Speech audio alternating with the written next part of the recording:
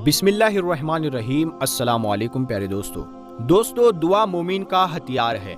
इंसान के पास एक ही ऐसी चीज़ है जिसे हम दुआ कहते हैं, जो अल्लाह ताला से नमाज के बाद राबता करने के बाद अल्लाह ताला से जो कुछ भी मांगना होता है वो हम मांग सकते हैं। और अल्लाह ताला ने वादा किया है कि वो हर इंसान की दुआ कबूल करता है, हर मोमिन की दुआ कबूल करता है। दोस्तों, आज के इस वीडियो में हम बात करने वाले हैं 5 ऐसी बातों के बारे में, 5 ऐसी गलतियों के बारे में जिनकी वजह से हमारी कोई भी दुआ अल्लाह की बारगाह में कबूल नहीं होती। तो ये गलतियां ऐसी है जिनकी वजह से दुआएं कबूल नहीं होती।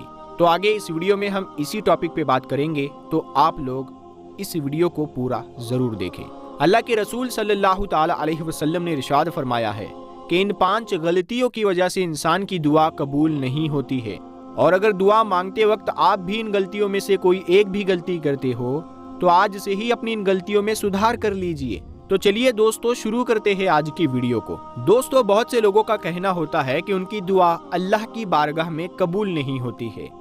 ऐसे लोगों की दुआ इसीलिए कबूल नहीं होती है क्योंकि ऐसे लोग दुआ मांगते वक्त कुछ ऐसी गलतियां कर देते हैं जिनकी वजह से उनकी दुआ अल्लाह की बारगाह में रद्द हो जाती है। और अगर कबूल होती भी है तो ऐसे लोगों को उस दुआ का कोई खास फायदा नहीं होता है, यानी कि उनको ज्यादा फायदा नहीं मिलता है। दोस्तों, अगर आप चाहते हो कि अल्लाह की बारगाह में आपकी दुआ कबूल हो तो आप इन 5 गलतियों को दुआ मांगते वक्त करने से जरूर बचें, क्योंकि इन गलतियों से बचने के बारे में हुजूर सल्लल्लाहु ताला अलैहि वसल्लम ने फरमाया है।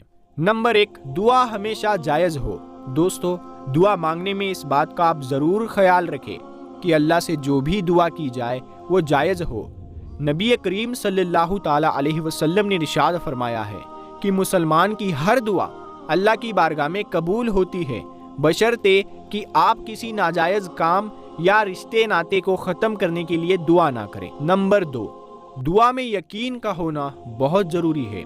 दोस्तों, सही मुस्लिम शरीफ की रिवायत है कि नबी करीम सल्लल्लाहु ताला अलैहि वसल्लम ने फरमाया है कि जब तुम में से कोई आदमी दुआ मांगे तो दुआ के अंदर ऐसा ना कहे कि या अल्लाह तू चाहे तो मेरी मगफिरत कर दे, बल्कि दुआ मांगने में उसे यकीन भी होना चाहिए। उसके बाद आप सल्लल्लाहु ताला अलैहि वसल्लम ने फरमाया कि अल्लाह ताला के लिए कोई भी चीज़ अता करना मुश्किल नहीं है। और अगर कोई आदमी अपनी दुआ में ये कहता है कि या अल्लाह तू चाहे तो मेरे ऊपर रहम फरमा, तो ऐसा कहने से भी मना फरमाया है। दुआ में यकीन का होना बहुत ज़रूरी है, यानी कि दुआ हमेशा पूरे यकीन के साथ की जाए कि मैं जो भी मांगूंगा अल्लाह ताला वो देने पर कादिर है, अल्लाह ताला वो देगा, ज़रूर देगा। तो इस यकीन के साथ आप दुआ मांगिए। नंबर 3, दुआ में जल्दबाजी ना करें। दोस्तों, दुआ मांगने में हम जो तीसरी गलती करते हैं वो ये है कि हम दुआ में जल्दबाजी करते हैं। इससे भी हमारे नबी हुजूर सल्लल्लाहु ताला अलैहि वसल्लम ने मना फरमाया है। इसीलिए दुआ मांगने में कभी भी आप जल्दबाजी ना करें, यानी कि दुआ की कबूलियत में जल्दी ना करें। नबी करीम सल्लल्लाहु ताला अलैहि वसल्लम ने फरमाया है कि जो इंसान दुआ में जल्दबाजी करता है उसकी दुआ अल्लाह की बारगाह में कबूल नहीं होती है। नंबर 4, दुआ में गुमान भी अच्छा हो। दोस्तों, दुआ मांगने में हम एक गलती ये भी करते हैं कि दुआ मांगते वक्त हमारा गुमान अच्छा नहीं होता है। इस वजह से भी हमारी दुआ कबूल नहीं होती। हम तो दुआ मांग लेते हैं लेकिन हमारे जहन में कुछ और ही चल रहा होता है, कुछ और ही बातें, कुछ और ही ख्यालात आते रहते हैं। तो दुआ मांगते वक्त फोकस के साथ दुआ मांगे। दोस्तों, नबी करीम सल्लल्लाहु ताला अलैहि वसल्लम ने फरमाया है कि अल्लाह ताला फरमाता है कि मैं अपने बंदे के गुमान के मुताबिक फैसला करता हूँ, और जब वो मुझे पुकारता है तो मैं उसके साथ होता हूँ। हम लोग अक्सर ऐसा करते हैं कि हम दुआ तो मांग लेते हैं लेकिन हमारे जहन में यही गुमान रहता है कि ऐसा नहीं होगा। जब दुआ मांगते वक्त हमारा गुमान ही अच्छा नहीं होता तो फिर वो दुआ कैसे कबूल होगी। नंबर 5, दुआ हमेशा गिड़गिड़ा कर करें। दोस्तों, ऐसा ना हो कि जब आप परेशानी में हो तभी आप अल्लाह को याद करें और दुआ मांगे, बल्कि जब आप खुश हो तब भी अल्लाह को याद करें और परेशानी में हो तब भी अल्लाह को आप याद करें और अल्लाह से दुआ करें। दुआ हमेशा अल्लाह की बारगाह में गिड़गिड़ा कर ही करें। दुआ में कभी भी मौत की ख्वाहिश ना करें। अगर कभी जिंदगी से बेजार हो भी जाओ तो आप इस तरह से दुआ करें कि या अल्लाह जिंदा रख तब तक جب تک زندگی میرے لیے بہتر ہے، اور موت عطا کر جب موت میرے لیے بہتر ہے۔ تو دوستو، آپ موت کی دعا کبھی نہ کریں، موت کی خواہش کبھی نہ کریں۔ اور دوستو، دعا پوری امید اور خوف کے ساتھ مانگی جاتی ہے۔ امید اس بات کی کہ میرا اللہ دعا ضرور قبول کرے گا، اور خوف اس بات کا کہ اللہ کی پکڑ ایک بڑی سخت ہے اور وہ اپنی مرضی کا مالک ہے، چاہے تو وہ دعا قبول کرے چاہے تو وہ رد کرے، ہر حال میں ہم راضی ہیں۔ دوستو، دعا مومن کا ہتھیار ہے، اور دعا سے بڑی بڑی آفتیں اور مصیبتیں ٹل جاتی ہے۔ اسی لیے ہر انسان کو یہ کوشش کرنی چاہیے کہ ان 5 طرح کے لوگوں کی دعا میں وہ ہمیشہ شامل ہو، اور ان کی بد دعا لینے سے وہ ہمیشہ بچے، کیونکہ بد دعا اللہ کی بارگاہ میں بغیر کسی رکاوٹ کے قبول ہوتی ہے، اور اگر انہوں نے آپ کے حق میں کبھی بد دعا کر دی تو پھر آپ کو وہ تباہ و برباد ہونے سے کوئی نہیں بچا سکتا۔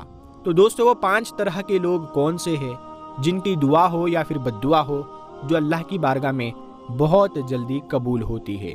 تو نمبر 1، ماں باپ کی بد دعا اپنی اولاد کے لیے، چاہے وہ بد دعا ہو یا دعا ہو۔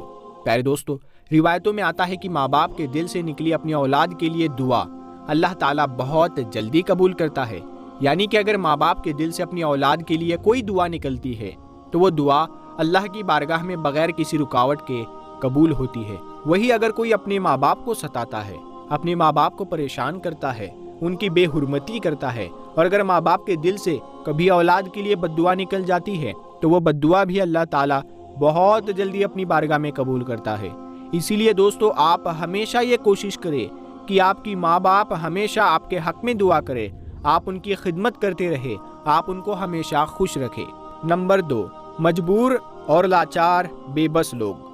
دوستو، قرآن مجید میں ان لوگوں کا بھی ذکر کیا گیا ہے، اور اللہ کے پیغمبر حضرت محمد صلی اللہ تعالی علیہ وسلم نے بھی فرمایا ہے کہ جو لوگ مجبور، لاچار اور بے بس ہوتے ہیں، ایسے لوگوں کو بھی دعا ہو یا پھر بد دعا اللہ تعالیٰ کی بارگاہ میں بغیر کسی رکاوٹ کے قبول ہی ہوتی ہے۔